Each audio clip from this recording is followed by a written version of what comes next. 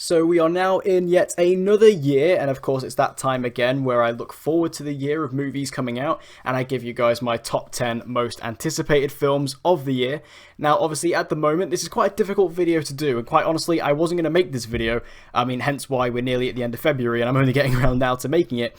And I wasn't going to make this video because obviously with COVID and the pandemic and things like that, all movie release dates are constantly changing and shifting. It's very difficult to make a video like this because, you know, it could come down to the fact that all of these movies that are on this list may not come out this year. Well, I mean, there are a couple that definitely will, but for the most part, you know, it could change. But I wanted to make this video anyway, just because I enjoy doing these types of videos. I like speculating, I like talking about what I'm looking forward to and letting you guys know which movies I'm most excited about for this year. But also, here in the UK, we did get a sort of roadmap for us coming out of lockdown and things like that. So it's looking quite positive that a lot of these films, or actually all of these films, will be released here in cinemas in the UK this year, which is very, very exciting. So with that little glimmer of hope, and also just with the fact that I felt like I should make this video anyway, I thought, why not? Let's do it. So this is my top 10 most anticipated films of 2021. Make sure you leave your own list in the comments down below. I'd love to know what films you guys are looking forward to the most. And without further ado, let's jump into it. So I'll kick off my list with a few honourable mentions. First of all, Zack Snyder's Justice League. This is a bit of an outlier because this one won't come out in cinemas here, just because cinemas won't be open here when this movie comes out. And obviously this is coming out on HBO Max as well, which we don't have HBO Max, so I'm not quite sure how here in the UK we're going to be able to watch this movie. I know Zack Snyder has said that he has worked out a distribution plan worldwide and it will release worldwide the same day it releases in the US and HBO Max, so I'm sure we'll get those details in the next couple of weeks. But Zack Snyder's Justice League, you know, this has been a long time coming. This is something that I almost can't believe still is happening. But you know, I've never been Zack Snyder's biggest fan in terms of the DCEU. I mean, I've not really seen many of Zack Snyder's films outside of the DCEU. But, you know, Man of Steel isn't a film I'm particularly fond of, and Batman v Superman, there's a lot in that movie I like, but there's also a lot in that movie I don't like. So him doing, you know, a full 4-hour cut of Justice League is something that I definitely am interested in, you know. The fact this is actually going to be him doing this movie, like this vision he's always wanted to do, and it's 4 hours long, I am intrigued as hell. Do I think it will be good? I don't know, to be honest. I don't know. I think it could go either way, to be honest. But I'm very interested to see what he does with it. You know, he definitely has an eye for this universe in regards to his own particular vision. So, as I said, I wouldn't necessarily say I'm hyped or excited about the Snyder Cut, but I'm definitely incredibly interested to see it. Next up on my honorable mentions, Black Widow. Of course, huge Marvel fan, huge MCU fan. And Black Widow, you know, it's just the MCU film out of the ones we're getting, because you will see the others on the top 10.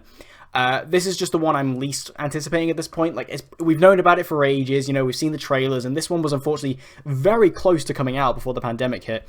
And obviously, it's just kind of lost its momentum, unfortunately, for me. But don't get me wrong, I'm still incredibly excited about it. It looks like a fantastic Marvel film. I'm still a Marvel fan. I'm excited to see what this is. You know, the cast is fantastic. It looks like great action, kind of looks kind of in the same vein as Captain America. So I'm very, very excited for it. It's just like I say, in regards to the other Marvel films that are on my list, it just doesn't quite match up to the same level of excitement or interest. And Snake Eyes, G.I. Joe Origins, is something I'm also pretty excited to see for the cast alone. I'm not exactly a G.I. Joe fan. I don't really know a lot about G.I. Joe. I've never seen any of the movies or anything like that. But the fact that Henry Golding is playing Snake Eyes and Iko Uwais is playing the villain, you've pretty much got me sold on that alone. So that and that alone puts this on the honorable mentions. Also, Venom 2, Let There Be Carnage. I mean, I can't lie, I enjoyed the first Venom movie. It's not very good, but I enjoy it a lot. I think it's very fun. You know, almost in an ironic way. I think it's just a very fun and entertaining movie, you know, not necessarily for the right reasons, but it's what it is. But Venom 2, you know, I'm just excited to see what they do with it. I'm interested to see how they develop it more. I'm excited to see more of the Eddie Brock and Venom dynamic. You know, also we know that Carnage is going to be the villain. That's pretty cool, played by Woody Harrelson. I'm just pretty interested to see what Venom 2 is and how crazy they go with it. And I hope they don't try and, you know, ground it a lot. I want them to keep it as silly and as ridiculous as the first one was, because it kind of has a charm to it. So I kind of want them to keep that throughout the rest of the film and for the rest of the series for however long it goes on. And also The King's Man, which this is the one that I've kind of gone back and forth with. You know, when this movie was first announced, I didn't care about it. Even though Matthew Vaughn has come back to written and direct this film, I was just like, whatever, even though I'm a huge Kingsman fan. But once the trailer came out, I was sold. I was like, okay, I'm with this now. Because I thought the concept of doing a World War I origin of the Kingsman was just not something that intrigued me. But the trailer completely has the vibe and the feel of the Kingsman films, so I'm completely sold on this entirely, and I'm very excited to see what they do with it. So with the honourable mentions out of the way, let's jump into the top 10, kicking off with Shang-Chi and the Legend of the Ten Rings. This film, for me, I was really excited about this when they first announced it. And then as time's gone on, as we've started to find out more about the other Marvel movies, it's just kind of trickled down my list for me a little bit. But Shang-Chi, I think, is going to be an incredibly unique film for the MCU. Of course, it's going to be the MCU's first martial arts film. It's also going to be the first really Asian-focused MCU film, so it's going to feel different in terms of its tone, in terms of its vibe. It's definitely going to stand out among the other films. And again, I'm incredibly excited to see the martial arts aspect of the film. Like, I want to see how great that action is going to be. Because the MCU has pretty great action across the board, but I'm pretty excited to see this new style of action, because it's going to be a lot more advanced and a lot more awesome to watch, I think. So I'm excited to see what they do with it. And again, it's just got a very cool setting. I'm excited to see what they do with that. Finally bringing in the Mandarin, like the proper Mandarin, so we can finally kind of tie up that loose end from Iron Man 3 and the Return of the King documentary, the one shot, that we had for Iron Man 3. They can tie all that back up. But Shang-Chi, it could be a really cool and interesting film for Marvel. And again, even though it's not my most anticipated MCU film of the year, it's still pretty high up on my list. And following on from that, at number 9, we have The Eternals, directed by Chloe Zhao. This, for me, wasn't exactly my most anticipated MCU film when they announced it, but then, kind of in the reverse of Shang-Chi, this movie's kind of gone more up and up for me. The cast of this is absolutely phenomenal. Like, it's definitely one of the most expansive and diverse and fun-looking casts that we've had in the MCU. So much so it could rival the Guardians and the Avengers. I'm very excited to see that team dynamic. But also, I think this could be the most unique MCU film we've ever seen. I mean, the MCU has definitely been doing unique stuff recently, like WandaVision on Disney+, which I've been absolutely loving, by the way. That is easily the most unique thing in the MCU so far, but I feel like Eternals could rival it. Like, this is going to be some really weird cosmic stuff, and also some really interesting Earth-based superhero stuff. And again, with that cast, with Chloe Zhao, who has proven herself to be an incredibly talented director, at least from what I've heard. Obviously, I've not really seen Nomadland yet. I've not seen The Rider, but she has proven herself to a lot of people to be an incredibly talented director, and I think she's going to really take this, incredibly strange and niche comic series up to the big screen in the same way that James Gunn did with Guardians of the Galaxy. Coming in at number 8 is Mortal Kombat. Now this, we finally got the trailer for the other day, and it just looked phenomenal. This looks so good. It looks so self-aware. It looks exactly like what I wanted it to. Now, I'm not exactly a Mortal Kombat fan as far as NetherRealm fighting video games go. I'm a lot more of an Injustice guy.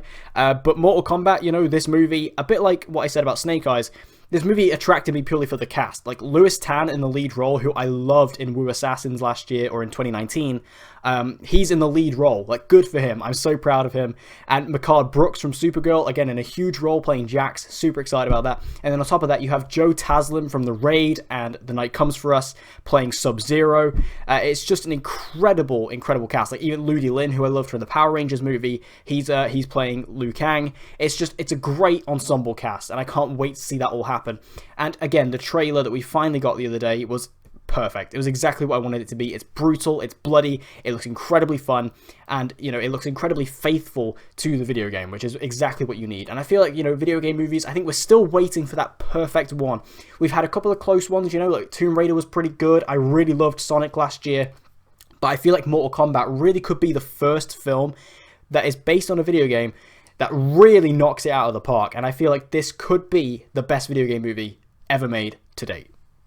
Coming in at number 7 is Dune. Now, Dune is coming from my personal favourite director, Denis Villeneuve. I love him. I will watch anything he does.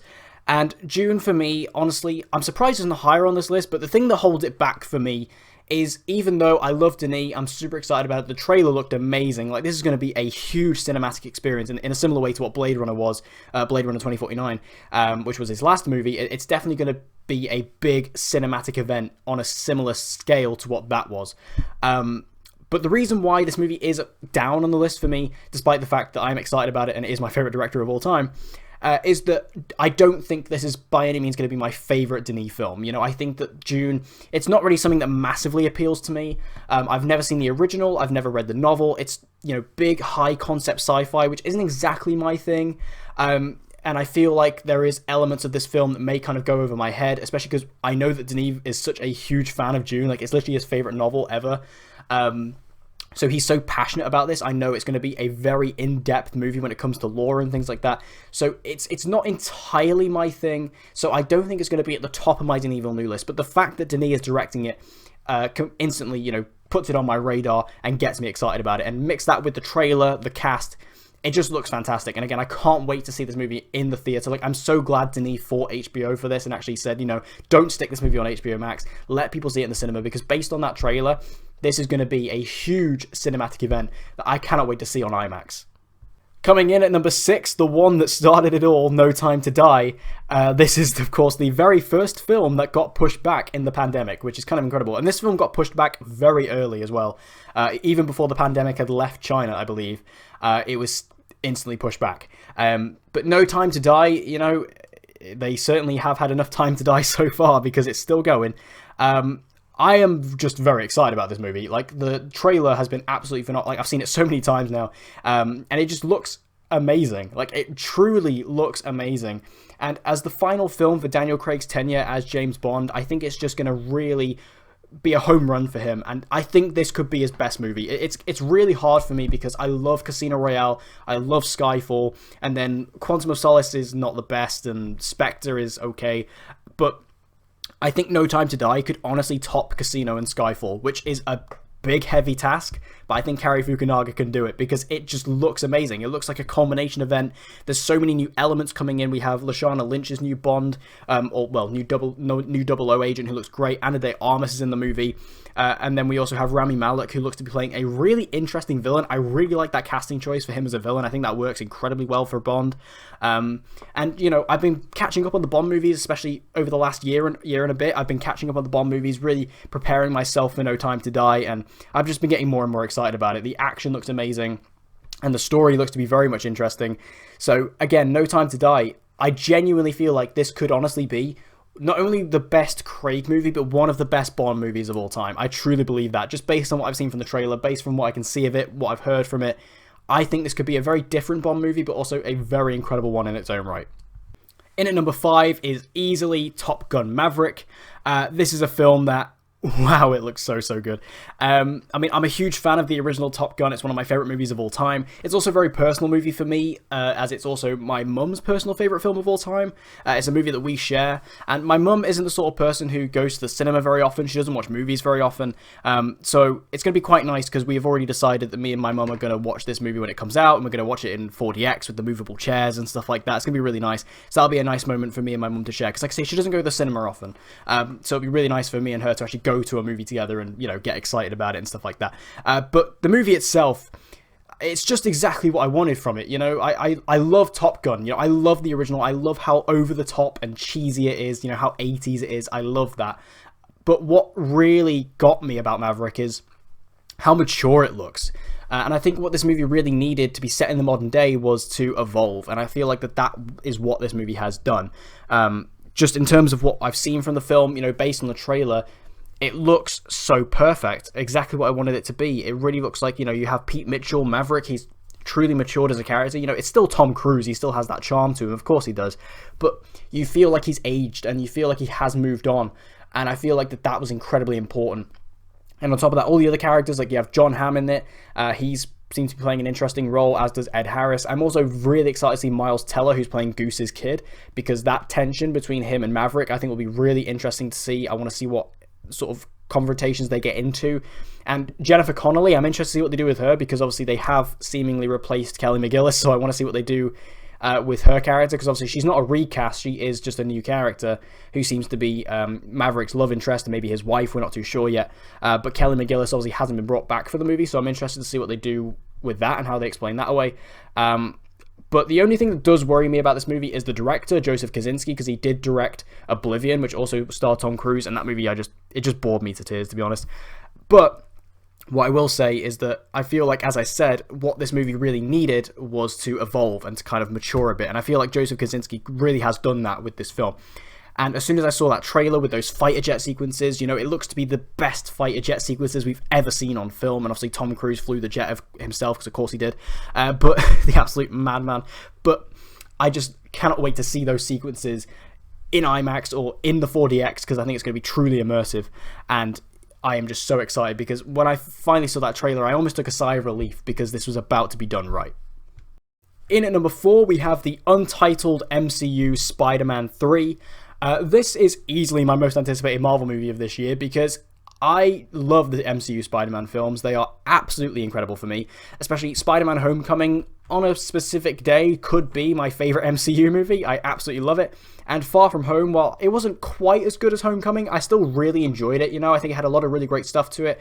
And what I love about the MCU Spider-Man films is that they feel so fresh, unlike the Raimi trilogy and the Mark Webb Spider-Man movies, which kind of went over the same beats and kind of repeated a lot of the same stuff, which is obviously no fault to the Raimi trilogy. They were the original ones that did it.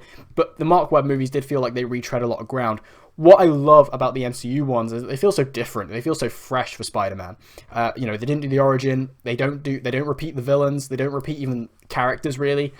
Even characters they do repeat, like MJ and Aunt May, are completely different to what we've seen before. It's just so fresh. And I love John Watts' direction with them. I love how he's handled them and the direction he's taken them in. And I love Tom Holland as Spider-Man. I think he's incredible. I think he's definitely the best Spider-Man we've had on screen. I just think he's the perfect combination of everything Tobey did right, everything that Andrew did right, and it's just all smushed together with him. I think he's just perfect. But Spider-Man 3, this would be my most anticipated Marvel movie of this year anyway, just because, again, I love the Spider-Man movies, and this will be the third film in his series. Whether it's the last, whether we get more, I'm sure he'll get more. But it's the next film in his series. It would already be my most anticipated of Marvel movies. But what really is the cherry on top with this is obviously all the announcements that have come out, or all the rumors and all the leaks that have come out. As this seems to be a Spider-Man multiverse adventure, similarly to what we saw with 2018's Into the Spider-Verse. Rumor has it that Tobey Maguire is in this movie. Rumor has it that Andrew Garfield is in this movie. And of course, we do know that many Spider-Man legacy actors, such as Alfred Molina, is returning as Doc Ock. We know that Jamie Foxx is reprising his role as Electro. There's just so many older characters who are being brought back for this movie that it's just insane. And I, more so than anything, just want to know exactly what this movie is and the story it's trying to tell. And obviously we know this movie does tie into WandaVision. We know this movie does tie into Doctor Strange and the Multiverse of Madness. It's the middle film in between those. So there's definitely something big going on here. There's definitely something brewing. And, I'm surprised Tom Holland hasn't said anything yet. But he seems to be shutting his mouth a lot lately, which, good for him. But, I think that this movie is just going to be truly incredible, a true spectacle event, and I think this will be the biggest spectacle event we've seen from the MCU post-Endgame, and that's going to be incredibly exciting. And if all the rumors are true, and we do have Tobey in this movie, we have Andrew in this movie, and oh my god, if that rumor is true that Charlie Cox is returning as Daredevil in this movie, I will cry, and this will maybe be my favorite Marvel movie, because if Charlie Cox is in it, that's it. It's over for me. But Spider-Man 3, like I said, it'd be my most anticipated anyway, but with everything on top of it, it's just got to be there. And coming in at number 3 is James Gunn's The Suicide Squad. This movie I was pretty excited about anyway, just because I'm actually a bit of a big fan of the original Suicide Squad. I'm not going to lie, I quite enjoy that movie for what it is. It's not good, don't get me wrong, but I do have a good time with it. But the Suicide Squad, this new one, directed by James Gunn, like when they said James Gunn was doing a Suicide Squad movie, I was like, okay, well, you can't really get more perfect than that, because Guardians was pretty much, it's a similar concept in regards to just wacky, zany characters. So you can't really get more perfect than James Gunn. But then when DC Fandom happened last year and we got the first look at the movie, it just looks incredible. Like, it looks so much fun. And, out of all the DC movies that got announced at DC Fandom and all the ones we got looks at, this was the one that left the biggest impression on me. Despite how amazing the trailer for the Batman was, and don't get me wrong, I'm incredibly excited for that movie, but that's not coming out till 2022 now. But the Suicide Squad, it just left such a mark on me because of how fun it looked. I just came away from it thinking, I need that movie now. And the cast is incredible. The ensemble of characters they created, it's some incredible deep cuts. Like, there are some really weird deep cuts from DC Comics in this movie.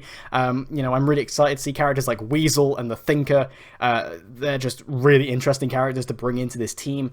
And then on top of that, we have, like, Harley Quinn returning, Rick Flag coming back, Amanda Waller's coming back, and even big cast members like David Dastmalchian is playing Polka Dot Man, which is just amazing. Idris Elba is playing Bloodsport. Can't wait to see his character. Love Idris Elba. So there's just so much riding on this movie for me. And it just looks to be the most wacky, insane, fun DC movie we've ever seen. And with James Gunn, nothing is off the cards. Like, he has said that, DC gave him full reign to kill whoever he wanted. And, I feel like this movie, we're going to get a lot of deaths. I feel like a lot of people are going to die in this movie. That was one thing that the original Suicide Squad severely lacked, was actual deaths of characters. Which is kind of the core feature of this team, is that any of them can die at any minute. And I feel like this movie is going to be, you're going to be constantly on the edge of your seat because people are going to die. And I'm very excited to see, how many people of this team are actually left come the end of the film. I wouldn't be surprised if none of them are left, or if there's like one random one or something. But either way, I can't wait to see what James Gunn does with the Suicide Squad. Coming in at number 2 is Mission Impossible 7. Mission Impossible is one of my favourite film franchises of all time. I adore this series. And to be honest, for me, I ranked the Mission Impossible movies last year, and if you would have watched that ranking, you'll know these movies have just gotten better and better and better for me as they've gotten on. Like, literally, my ranking they literally go up as each one comes out. The last one is better than the last for me. And, that concludes with Mission Impossible Fallout, which we got in 2018, which is not only one of the best action movies I've ever seen, but it's just easily the best Mission Impossible movie. And if they can continue that trajectory, then Mission Impossible 7 is going to continue that and be the best Mission Impossible movie and an even better action movie.